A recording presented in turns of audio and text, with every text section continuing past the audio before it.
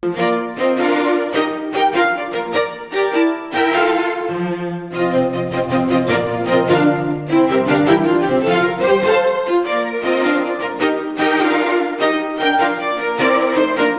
everyone, and welcome to another episode of Gray Matter. Well, we are blessed today to have a guest on who I first became aware of a couple of years ago when he published kind of a groundbreaking book that we're going to talk about with him today. I think that he's become one of the most salient thinkers in the context of Christianity and culture, and in terms of explaining what's really going on right now with identity politics. Those of you who follow the show will remember that we had Dr. Philip Salzman on a previous episode, and he talked about the same topic, but from a different point of view, from the point of view of really secular humanism and how these ideas have really infected academia and education. Well, today we're going to talk with Professor Carl Trueman, who's written a series of books and has really gone into great depth and detail to explain this phenomenon that's going on, particularly in Western culture. And Professor Trueman talks about it from a distinctive Christian perspective, which I find refreshing. I know many of our viewers do, but really not just particular to that. It's his vantage point, I think he'll agree, goes far beyond just the religious, and really mines very deep into the culture, and really crosses secular lines, and explains really sort of what's going on. So we're very happy to have him on the program today. I'm going to introduce him more formally in a moment, but before we go there, as we always do, I'm going to frame the discussion with a few aphorisms that are really in his honor. The first is from someone that Carl and I both admire, a figure from history, Martin Luther. Those of you who follow the show know that I'm a person of faith. I was baptized and confirmed in the Lutheran Church. Carl has written a wonderful book about Martin Luther, but the first quotation is from Martin Luther, and I'm going to actually ask Carl to talk a little bit about this in the context of his books. Martin Luther wrote, "I am more afraid of my own heart than of the Pope and all his cardinals. I have within me the great Pope, self."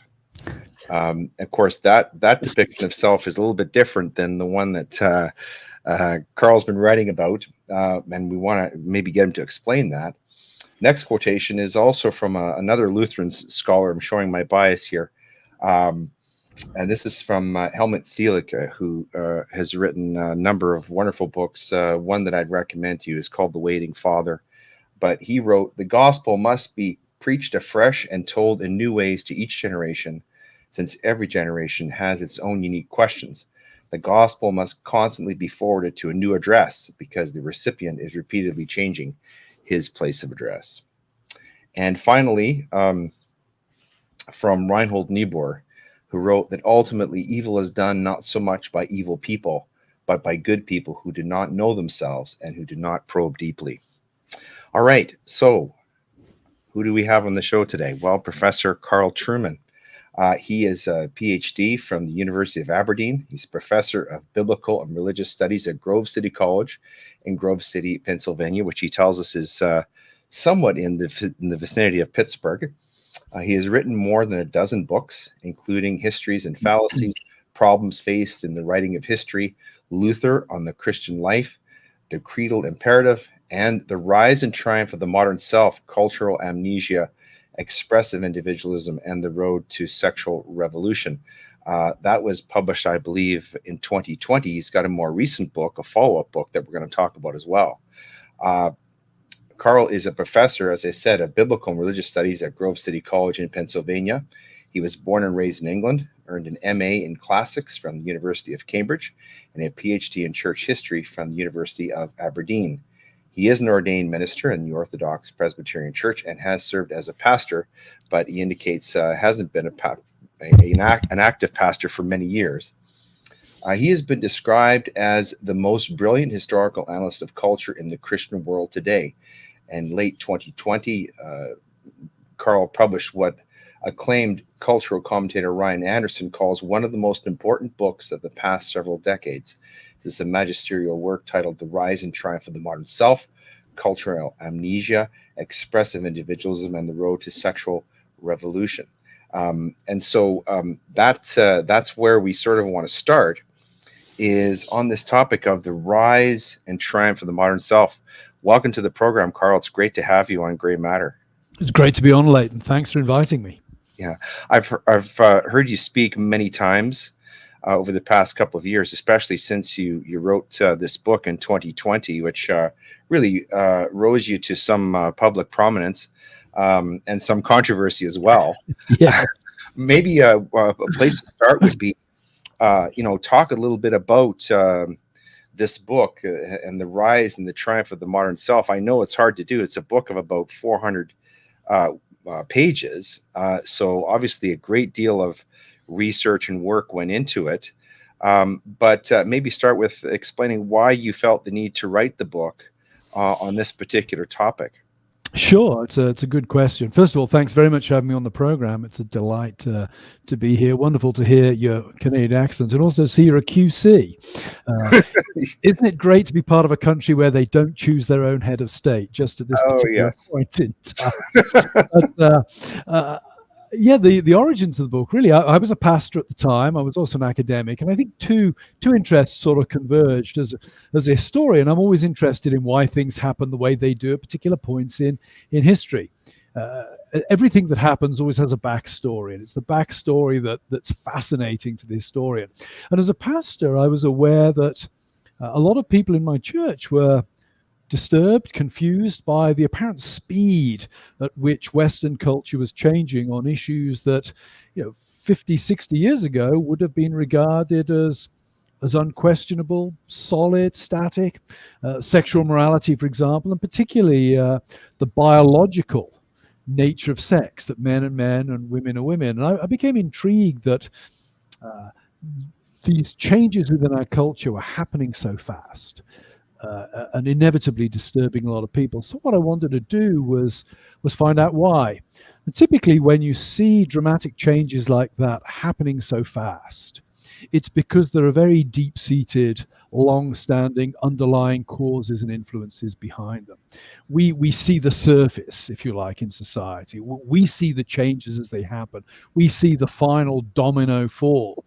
What we don't see is all the dominoes that have fallen before that. So the book was really an attempt to set, particularly the transgender question, how the statement, I'm a woman trapped in a man's body, how that became plausible, not simply to gender theorists and way out pointy-headed academics, but to the ordinary man or woman in the street. And indeed, since writing the book, not simply plausible, but has come to be part of the compulsory political liturgy of the West as well. So that was the origins of the book. I wanted to set the transgender issue within the much broader context of how Western people had come to understand what it meant to be a human person over the last few centuries.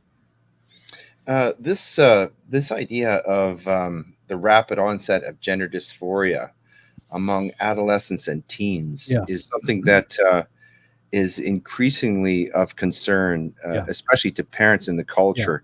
Particularly, it seems in the United States, we've seen what's been happening in Virginia and Florida, where this has become actually an important political issue that will swing elections. Has this been a shock to you, a surprise to you, that there's been this strong public reaction sort of in the aftermath of the COVID-19 pandemic? I think it's been interesting to see how parents. One of the things I always said about transgenderism was it was always going to be different to, say, gay marriage. There's a sense in which, as a Christian, one might object to gay marriage, but whether my gay neighbors are married or not doesn't impinge upon my life, typically. Mm-hmm. Transgenderism is much more significant, because transgenderism, of course, is transforming. It's not only transforming women's sports, it's also transforming private space, restrooms, toilets, changing rooms, etc., etc. So I always assume that as transgenderism caught on, it would be a much bigger political issue, because, you know, gay marriage may not be happening in my backyard, but transgenderism is going to be happening, if it isn't happening already, in my backyard. So that, I think, didn't surprise me. And of course, as soon as something starts impinging upon the relationship of parents to children, and I don't know the situation in Canada, but in America now, you have schools claiming the right to know the gender of students, and yet also claiming that they're under no obligation to tell parents about it. As soon as you have a situation where what I would regard as natural ties of obligation start to be weakened or interfered with by ideologues, something's going to happen. You're going to start getting a reaction. So I was not surprised at the speed at which transgenderism gripped the popular imagination. I'm not surprised that it's provoking something of a backlash as well at this point. We've actually had a situation in Canada where arguably it's even more advanced than it is in some parts of the United States. You might be aware that recently there were some amendments made to the Criminal Code of Canada, which actually criminalized the practice of trying to counsel people out of transgenderism or homosexuality. And actually, the way those provisions read, it would make it, strictly speaking, a criminal code offense for a pastor to get up in front of a congregation and teach what's in Corinthians about homosexuality. So, and we've had the same let's call it infiltration of the LGBTQ plus agenda into schools and education, and it is leading to something of an explosion in gender dysphoria. I read actually a piece that was mentioned in New York Magazine, and this was talking about your book. Where roughly 30% of American women under the age of 25 identify as LGBTQ, and whereas for women over 60, that figure is less than 5%. Yeah. What's the explanation? What's your explanation for that based upon your research, Carl? Yeah, there are, I think, the various reasons. First of all, it's important to say that it's not necessarily one size fits all. Not everybody struggling with gender dysphoria is necessarily struggling with it for the same reason. What's interesting is this great explosion, particularly among young women, of transgenderism, but also of identifying as lesbian and bisexual. I would say a number of component parts fit into this. I was talking to a youth worker recently who was telling me that at the middle school where I think his daughter attends, 80% of the girls identify as bisexual. And I asked him, why do you think that is? And he gave an answer that I think has a lot of merit. He said, the problem today is we don't teach kids about friendship. We don't give kids categories for understanding strong feelings they may have for somebody else that don't default to the sexual. So when a young girl feels deep friendship for another young girl, the categories that society is giving her to understand that are sexual categories. So of course she's going to identify as bisexual. Whereas when I was young and when you were young, Leighton, probably we had this notion of friendship. We knew that there were strong, sometimes even passionate relationships that could exist between people of the same sex that weren't sexual. If you don't have that concept or that category, and the world is pushing you in the direction of sexual identity all the time, of course you're going to have an explosion of sexual identity. Second aspect of this, and I think this particularly connects to the rapid onset gender dysphoria among young people, is it's disproportionately affecting young women. What's interesting, of course, is we've sort of seen this before. If you step back from the ideology and you think, well, what is transgenderism? Transgenderism is really a phenomenon where somebody feels very uncomfortable in their body. Where have we seen this before? Well, bulimia and anorexia in the 1980s and 1990s. Who did that disproportionately affect? Young girls round about the age of puberty, post-puberty, not exclusively so, but predominantly so. And it was an almost therapeutic thing for them. It was a way of being special. It was a way of coming to terms with their body. It was a way of living out a fantasy of belonging. And that's what makes this the bans on conversion therapy so problematic. Now, I've not seen the Canada bill, and certainly we're all aware there are certain kinds of therapy that have been unleashed on LGBTQ people with which no one would wish to identify. On the other hand, if you're saying to a doctor, for example, that if somebody comes to you and says, I'm a woman trapped in a man's body, what you're doing there is you are legislating that claims about gender are the one pathology, if you like, where the patient has the absolute right of self-diagnosis. And that's what I think this gets really problematic. If conversion therapy is preventing people from addressing the modern equivalent of bulimia and anorexia, that's a major disaster. And people need to realize, of course, that transgender procedures, pumping the body full of hormones, having surgeries, these are not things that one can recover from. An anorexic could recover from anorexia and go on to live a perfectly normal life. Somebody who's had their penis removed and has had puberty blockers and had their body pumped full of hormones that their body is not built to take, that does permanent damage. So this really is, I think, a public health crisis that unfortunately has the full weight of the government and to a large extent the medical establishment right behind it. Well, I read a very intriguing book that confirms what you've said about the impact of this on adolescent girls by an American writer named Abigail Shrier. Perhaps you're familiar with it, Irreparable Damage, which, as I said, confirms a lot of what you said. But the expansion of this ideology is even broader than that. I can tell you that, for example, in neighboring British Columbia, the province which neighbors Alberta, where I live, when I appear in court there, I have to announce my pronouns before I can address the court.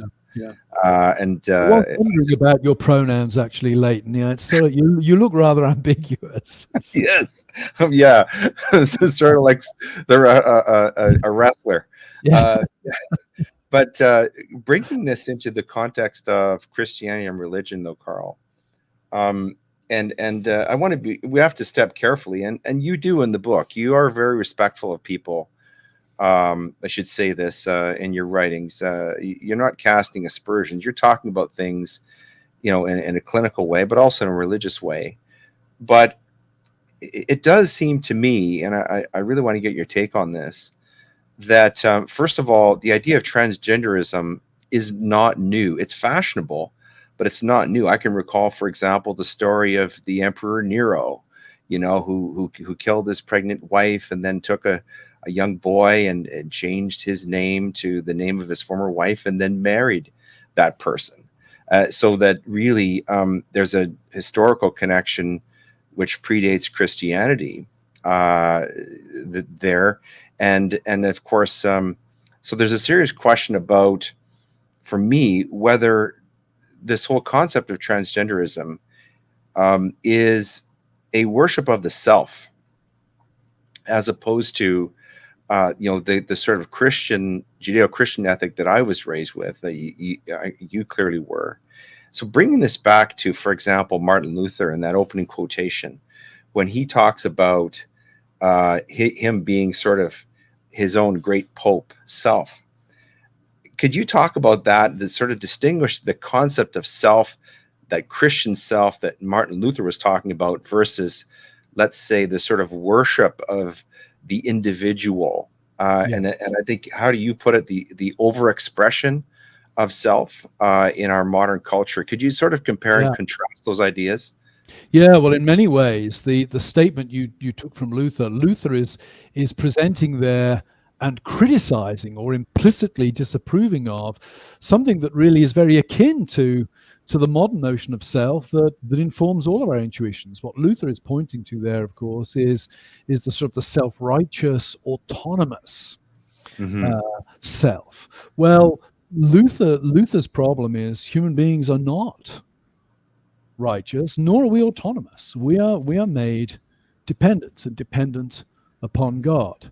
So the contrast, I think, there would be the Christian notion of the self is not free, the self is not autonomous, the self is not that which can invent itself. And all of those things, I think, are things that are now intuitions of the modern culture in which we live. If there's a single line that sums up the modern view of the self, it might be that from Rousseau: man is born free and everywhere is in chains, where Rousseau really is there saying what makes us human is our autonomy and our freedom. And every other relationship we have is a potential link in a chain that inhibits us, that prevents us from being truly ourselves. So whereas Luther's response to that would be, no, we're not autonomous, we're not free. That's the problem. It's when I set myself up as the great authority of who I should be. That's where the problem begins. For Luther, men and women are who they are because they are addressed by God. And it is what God says that they are, that they truly are. And it's in obedience to his will and in relationship to him that they find their true selfhood. So the modern self really is the overexpression of the individual identity. Do I have that correctly? An assertion that I am king and sovereign. We might put it this way. Another aspect of the modern self is that we assume that the world is shapeless, that it has no authority, that it has no moral shape, and whatever significance the world has is significance that we have given it. That it's a piece of cosmic Play-Doh for us to make and reshape at our will. And with transgenderism, I think we've reached the point where we now say that even applies to our own bodies. Even my own body must be subservient to my will. And if my body says I'm one thing and my will desires to be another, then so much the worse for my body. So what we're seeing and what you talk about in your books really are the dangers, the manifestations of that in Western culture, right? And these have many. For example, taking critical race theory, the vilification of quote unquote white people. So for example, at Oxford, music students cannot be taught the great masters like Bach, Beethoven, and Mozart. And in fact, even characters, musical characters, are not to be learned by people who are studying composition, because this is imperialistic and evil. What are the dangers of this for our culture? Are we seeing these right now, and have we reached the end of the line? And in fact, have we seen the bottom of this yet, or are we still in the midst of it? Yeah, well, there are many things one could say about the various branches of critical theory. I might start by saying, on one level, critical theories point to a truth, if you like, that the world is filled with manipulation. We, as Christians, know we're fallen, and the cultures that fallen human beings make are not perfect. And there are power games and manipulations that are going on. The problem with critical theory, of course, is that it's ultimately just a negation. All critical theory does is tear down. It doesn't build up, because there is nothing to build up. There is no human nature. Human nature is just a construct, a manipulative concept produced by those in power, white heterosexual males, to marginalize those who differ from that powerfully exerted and asserted norm. So bottom line is, can we build civilization on critical theory? No. I think critical theory is, I'd put it this way, it's a theoretical justification of the abyss.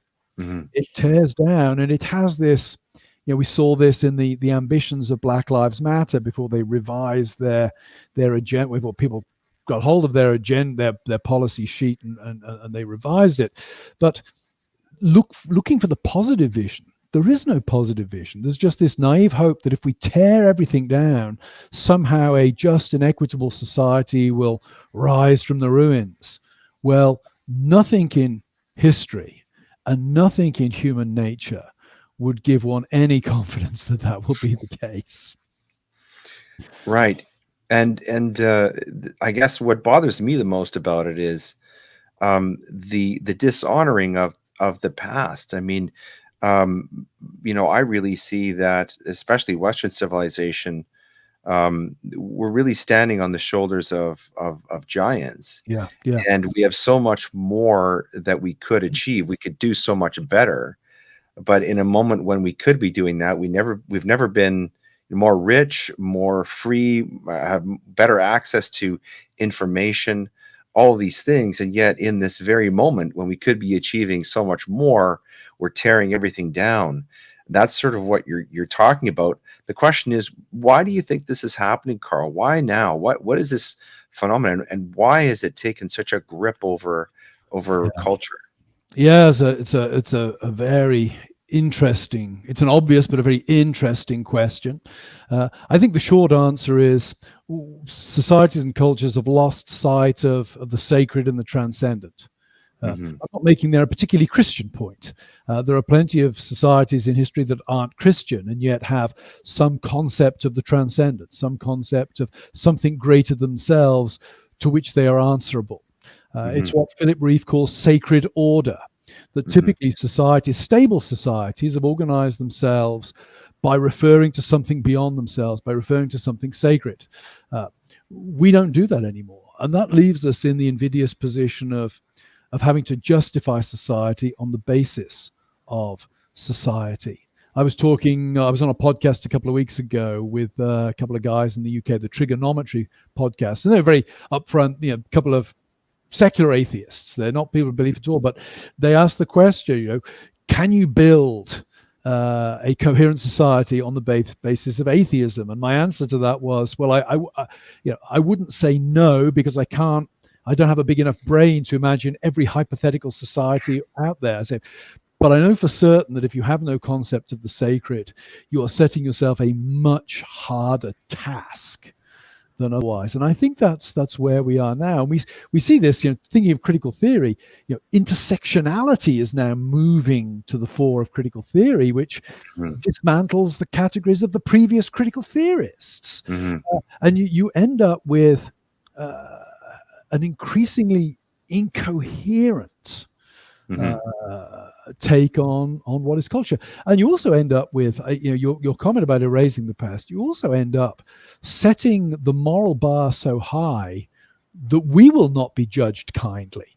I mean, I pointed out a number of times to apparently no effect, but I've written a couple of articles where I pointed out the fact that if you were tweeting using your smartphone about Thomas Jefferson owning slaves, then you're dependent upon slave labor, because your smartphone almost certainly tracks back to slave labor in China. And that raises the moral question. Was Jefferson more or less moral than us merely because he owned the slaves? Is it okay if other people own the slaves who work for us? And that, I think, lies at the real problem of society, is this utopianism that seems to have gripped the imagination and feeds what Luther would explain this. It just feeds our sense of self-righteousness. Right. When you peel back the layers, you realize that actually we are arguably complicit in far more evil than many of the people from the past that we stand in judgment on. It's just that our hands appear to be clean because our slaves are thousands of miles away. Well, these are very, very fascinating topics and fascinating times. On the subject of building a society on atheism, it would seem to me that the 20th century is a very strong argument against. Yeah. Seems that the Soviets tried that, the Nazis tried that, the Chinese tried that, and a lot of people died. Yeah. So atheism might not be a great foundation for a functional society. Stalin was routinely having more people killed every single day of his regime than the Inquisition slaughtered in its entire history. I think that's the kind of scale that we're looking at. Yeah. Okay, so switching from the somewhat controversial to the really controversial, I want to talk to you about a little bit about a piece that you recently wrote concerning a very important legal decision of the Supreme Court in the United States, where you wrote something earlier this month about the Dobbs decision. And the piece is entitled "Christians Should Rejoice Over Dobbs." I agree, but I'd like you to maybe explain the point of the piece and why you wrote it. Yeah, I think that what's interested me in the Dobbs decision, which of course was the overturning of Roe v. Wade, and therefore, yeah, actually there's been a lot of misinformation put out about it, of course. I was reading somewhere last week in the British press saying abortion has been made illegal in the United States. All the Supreme Court have done is said it's not a constitutionally protected right. They've sent it back to the states. I think it should be a source, a cause for rejoicing among Christians. Even though, of course, as with all political decisions and all judicial decisions, it's more complicated than a simple, straightforward battle between good and evil. It's the crooked timber of humanity that brought this about. I think as a decision considered in a punctiliar way, it will lead to the saving of lives, and it removes from the United States, at least from the United States Constitution, the stain of infanticide. What surprised me was how quickly some professing Christians moved to try to, I wouldn't say nuance the decision, that's sort of the wrong word, but relativize the decision by focusing on other things. Particularly in the liberal Catholic world. I joke with my conservative Catholic friends, I've no idea why they have people in their church who want to be liberal Protestants. They could just come over and be liberal Protestants, but there they are. And also I was struck by the silence in some evangelical quarters. And I think there it's a different issue at play. Obviously, I can't read the minds of pundits, evangelical pundits who didn't speak up straight away. But I think there was Donald Trump was such a divisive figure within American conservative Protestantism that I think it's very hard for those who define themselves very much in opposition to Donald Trump to acknowledge that he did anything good at all. And don't get me wrong, I don't have a vote in America anyway. I carry no brief for Donald Trump as a human being at all, or as a politician. But I think credit where credit's due. Clearly, Roe would not have been reversed were it not for key judicial appointees made by Donald Trump. And for that, I'm grateful to him, and I'm grateful for what he did. And I wish that had been a more universally acknowledged thing. Mm-hmm. Well, having read both these decisions, that is Roe versus Wade and Dobbs, I have to say that Dobbs is a much more cogently reasoned legal decision. Yeah, Roe versus Wade was always weak in terms of its legal rationale. It was almost let's call it judicial gymnastics, trying to carve out a constitutional right that really didn't exist. But what's interesting about Roe versus Wade in the context that we're talking about is it really was taking the self, that is the rights of women, almost a bridge too far, wasn't it? Yes, and I think what you just as an aside, by the way, up until a couple of years ago, I didn't know any pro-abortion people who thought Roe v. Wade was well argued. That they knew it would fall, and that it's interesting now they're so outraged it's fallen. I say, no, you should have had a better argument in the first place, as we were saying a few years ago. But yeah, I think Roe is one thing. It's made clearer by Planned Parenthood v. Casey in 1992, which was another abortion, government funding of abortion kind of case. And there you have Justice Anthony Kennedy, I think, authored the majority opinion in that. And he has this bizarre statement about human autonomy and self-determination. And he roots the state's non-interest in some ways in connecting with abortion in this mystical view of the autonomous human person. So I think you're absolutely right. Roe and Casey emerge from a culture in which human freedom is emphasized and human autonomy is emphasized. And when you think about that, to go back to what I said earlier, if you believe human beings are born free, then every other relationship is potentially adversarial. And what greater burden for one, to use the feminist terminology, what greater burden can one person put on another than emerging from their womb and demanding that person look after them? So yeah, the culture of abortion is uh, is closely connected to the abortion of sexual liberation, and indeed closely connected to the underlying ideology of gender identity as well. Mm-hmm. Well, moving on to some other controversial topics, I want to talk to you a little bit about something you wrote about Tom Hanks, who just recently starred in a film that I saw, the Elvis Presley biopic. Great, I love that. I saw that movie Yeah, with my wife. It was a great movie. Great movie. It's a beautiful film, actually, and we just had a chance to talk with a Hollywood reviewer named Christian Toto, who was on this program, and he said something that I think is very true, and it's really the only criticism you could make about the film. Is he said, we don't really learn a lot about who Elvis Presley was. Yeah, They don't really go into a lot of detail about his influences, why he became so popular, and so on. But Tom Hanks, of course, is in that film. He plays Colonel Tom Parker. But he said something that was somewhat controversial and caught your eye, and you commented on it. I wanted to ask you about this. He said that he recently declared that if Philadelphia, this Oscar-winning film that's from the early '90s, if that were made today, it would no longer be acceptable for him as a straight man to play the gay lead. He says this comment has provided low-hanging fruit for conservative critics. And then the comment here that you made is that Hanks's comment is a function of the fact that perceived victims of the old norms for sex and sexual behavior now enjoy a privileged status in our culture. yeah. And so I'd like you to comment on that, and also, if you wouldn't mind, perhaps comment a little bit about the role that Hollywood and entertainment is playing, particularly in America, in advancing this, let's call it, ideology. Yeah. Well, first of all, on the Hanks comment, I mean, it's so bizarre. I mean, it's not unprecedented. I've seen such comments before, but this idea, at the heart of acting, it seems to be the very essence of acting is that somebody pretends to be someone or something that they are not. Right.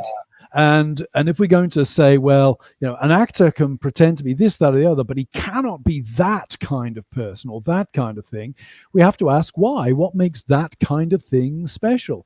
Why is it okay for Sean Connery, for example, to play the quintessential English secret agent James Bond when he's a Scotsman? Why is that not oppressive to somebody like myself? Why would that still be acceptable today?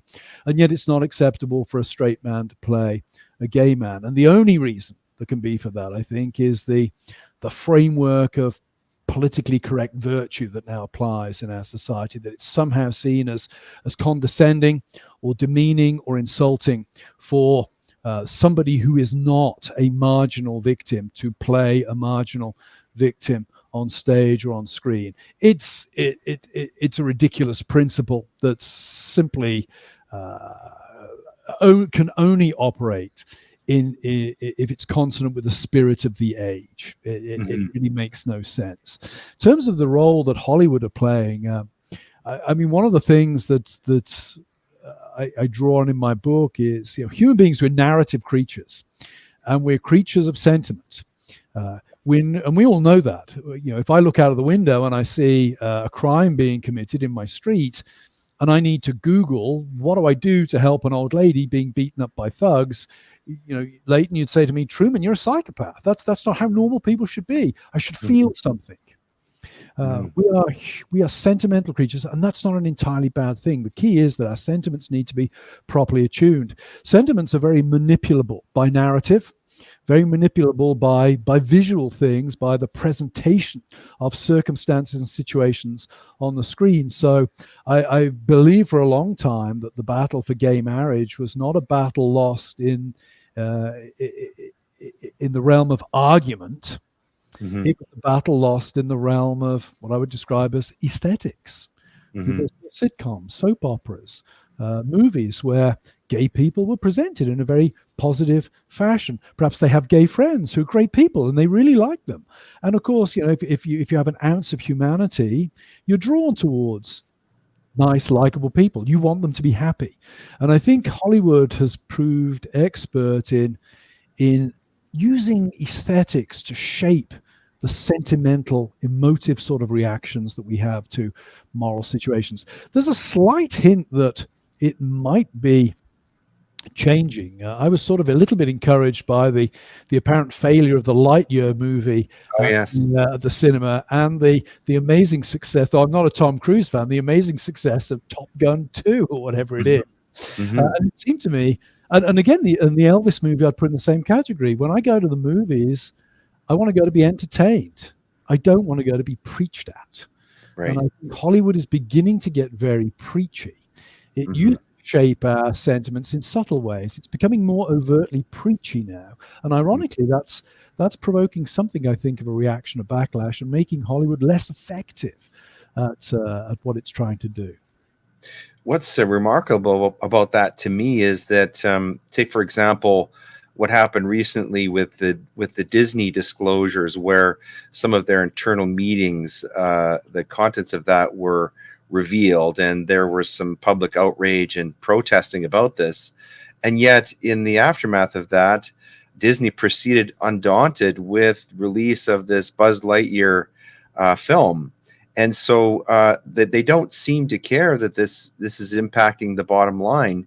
They seem to be placing this ideology above all, which is somewhat frightening. But it seems to me that gets at the point of your book, isn't it? I mean, because the ideology that we're talking about really exalts the self. That's what the worship is. And I would say, if you're talking about, for example, wokeness or diversity, inclusion, equity, it's almost risen to the point of a religion. In fact, and maybe the best test of this is if you criticize, if you speak out against that, the reaction is always emotional and visceral. Yeah. It's never rational or logical. It's never a point of intellectual disagreement. It's, oh, I hate you because you don't agree with what I believe. Yeah. Is that a fair statement about what's going on? I mean, or does that explode your hope that maybe things are changing? Well, I think what we see there is we do live in an era where people so identify their selfhood with their opinions and their ideas that a disagreement with an idea becomes an attack on the self. You know, back home in the UK, my closest friend in academia was a card-carrying Trotskyite. We got on famously. I mean, he used to joke that come the revolution, he'd have to have me shot. As a bourgeois imperialist, it was nothing personal. It was just, I was on the wrong side of history, and we would laugh about that. And it was, we had fun, we engaged. I think that world is not the world that young people today are growing up in, where who you are is the ideas you have, and if somebody disagrees with your ideas, then they are denying you as a person. And I think that's a real problem. My hope is, is there a glimmer of hope here? My hope is that ultimately that kind of world is unsustainable, which means one of two things has to happen. Either that world has to completely collapse, or it has to pull back from the brink. We don't know which way it's going to go until it does one or the other. But I do think that, I'm encouraged there are glimpses of hope. We talked early on about the uprising of parents in Loudoun County, for example, the popularity of the Top Gun movie. There are signs that wokeness remains something of an elite preserve. Now, the problem is the elites, because they're elite, have their hands on the levers of power in the culture. But there is some hope, I think, that the grassroots, this is not having quite the same impact. I want to pull you. You've been talking a lot about history and culture. I want to pull you into your Christianity for a moment, if you don't mind. And I want you to talk about, speaking of this hope. It's a statistical fact that Christianity is on the rise worldwide, as I believe it's the fastest growing religion. So you've written something about lessons from Luther's stand at Worms 500 years ago today. Can you talk about why you wrote that and why Luther's stand at Worms has something very important for those of us living in the modern age? Sure. I think perhaps the most obvious point is that that truth is not a function of popularity or public opinion. and that Luther's stand is one where ultimately he has to act in accordance with his conscience because of certain convictions about the truth. To use Solzhenitsyn's famous line, Luther is not prepared to, he will live not by lies. So I think what Luther points us to is that Christianity, at some point, Christianity is always going to stand in opposition to the great waves of the culture around us, because it's true. It calls out human beings for what they are, fallen, dependent upon God, and needing to turn to God in order to realize their full humanity.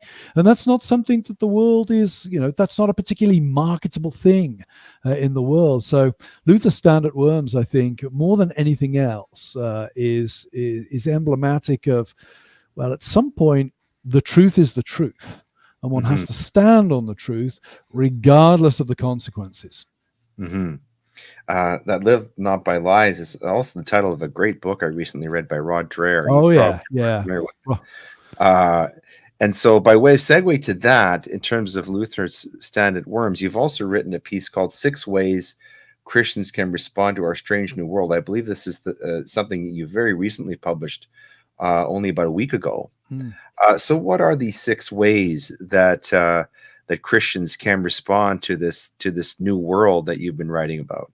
You've actually caught me there, Leighton. I have to say, I wrote that some time ago. It was only published last week, and my memory of it is somewhat vague. But I think, if I can sort of dig up what I think I should have said rather than what I maybe did say, is one, I think Christians should not allow themselves to get too distracted by what's going on in the world around.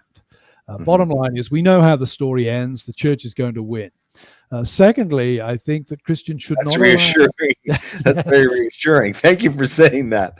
Yes. Secondly, and really as a sort of corollary of that, I think this applies particularly to pastors, but we shouldn't allow the world to set our teaching agenda. I think the task of the church, the task of the pastor, is to teach the whole counsel of God.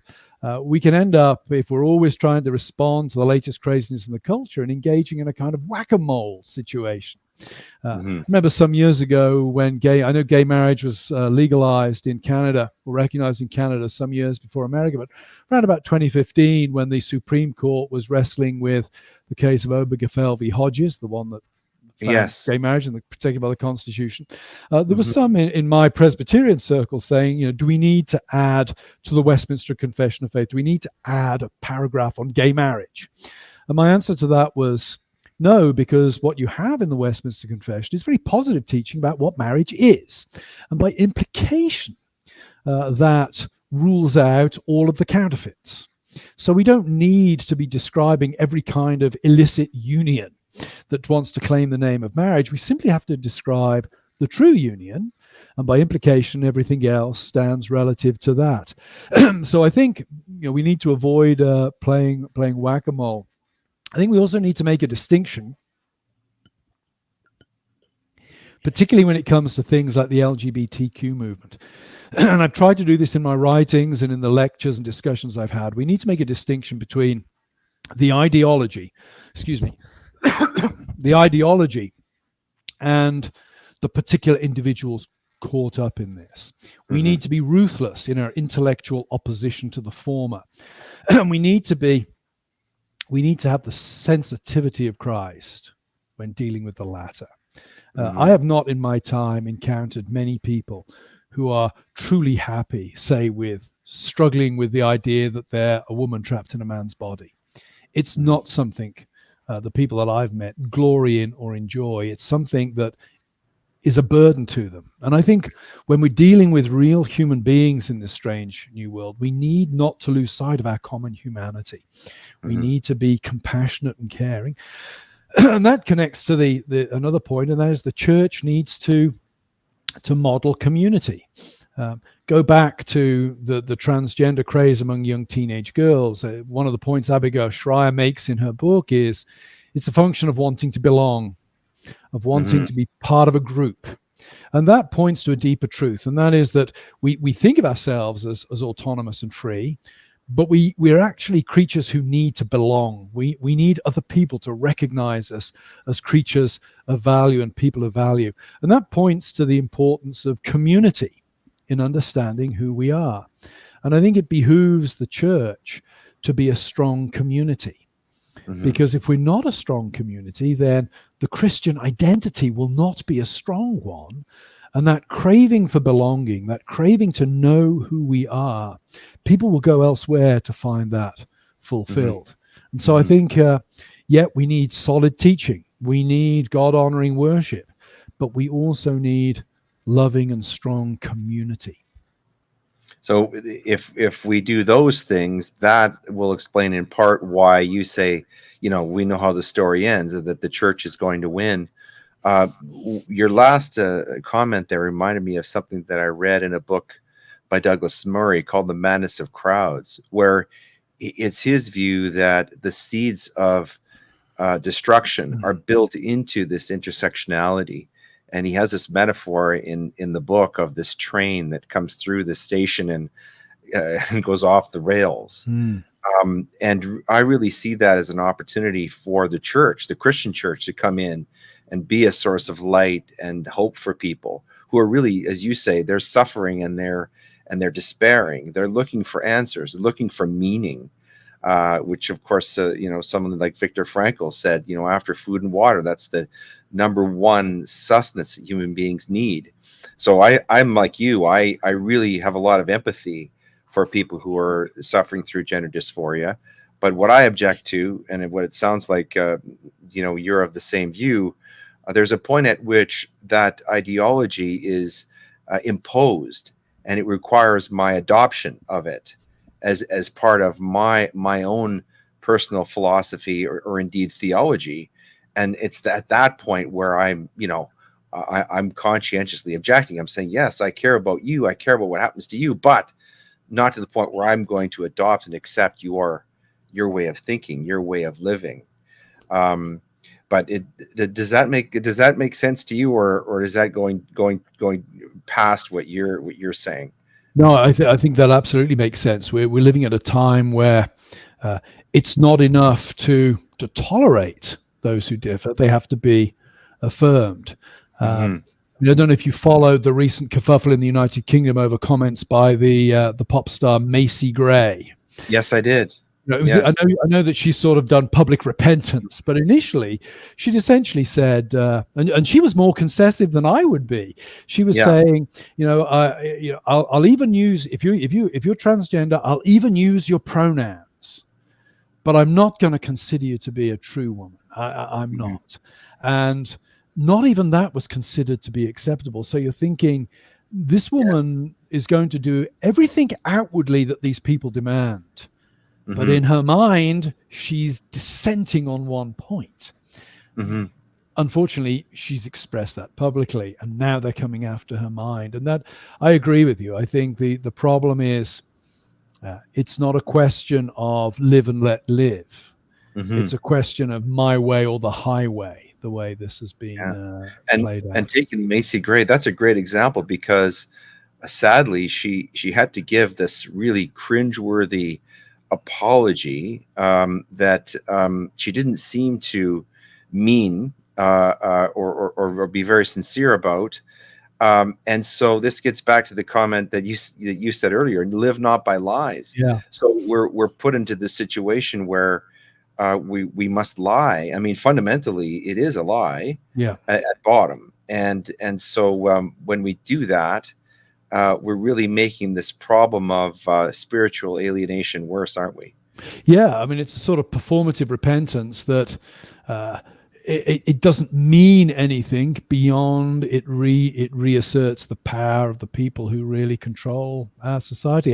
The Macy Gray apology reminded me of very obviously the consequences for her are very, very different, but those ridiculous confessions that the victims of the Stalin show trials had to make. Oh, yes. When everybody knew that that it was complete nonsense, and yet everybody went along with the act. Everybody had to perform in a particular way. It's a kind of soft totalitarianism. I think that's Rod Dreher. We mentioned Rod a few minutes ago. It's this kind of soft totalitarianism that's descending on us, and it's manifesting itself in the ways that totalitarianism always does. It demands the performance of a dishonest liturgy, essentially, in order to survive. Wow, this conversation has lived up to my best hopes and then some. Thank you so much, Carl. This has been just wonderful talking with you. So insightful, and talking about your books. We're at the point of the program here where we have something called the reading list, and I'm going to ask you to pick out a couple of your favorites from, I'm sure, a very, very ample bookshelf and memory. But today it won't shock you to learn that we're showcasing two of your books. We've talked a lot about the one that you wrote a couple of years ago, The Rise and Triumph of the Modern Self, Cultural Amnesia, Expressive Individualism, and the Road to Sexual Revolution. The description here is: modern culture is obsessed with identity. Since the landmark Obergefell versus Hodges Supreme Court decision in 2015, which you talked about, sexual identity has dominated both public discourse and cultural trends, yet no historical phenomenon is its own cause. From Augustine to Marx, various views and perspectives have contributed to the modern understanding of the self. I'm working my way through this book right now, and I'm enjoying it very much. But their follow-up book, which you published more recently, I believe this year, is called Strange New World: How Thinkers and Activists Redefined Identity and Sparked the Sexual Revolution. The description here is: how did the world arrive at its current disorienting state of identity politics, and how should the church respond? Carl Trueman shows how influences ranging from traditional institutions to technology and pornography moved modern culture toward an era of expressive individualism, which we've talked about today. Investigating philosophies from the Romantics, Nietzsche, Marx, Wilde, Freud, and the New Left, he outlines the history of Western thought to the distinctly sexual direction of present-day identity politics, and explains the modern implications of these ideas on religion, free speech, and personal identity. I'm looking forward to reading that book as well. Before I get you to add a couple of your favorites, I wonder if you could just tell us why, or how you got the idea to write this follow-up book, The Strange New World. It really came from my friend Ryan Anderson, who's president of the Ethics and Public Policy Center in Washington, D.C., and which is I'm a fellow there, and it's a think tank that seeks to influence policymakers. And his comment to me was, he said, "I loved your book." He said, "But there's a big problem." And I said, "What?" And he said, "It's too long. People aren't going to read it." And he essentially said, "I need something that I can put in the hands of hard-pressed Hill staffers that they can read on the commute in a morning."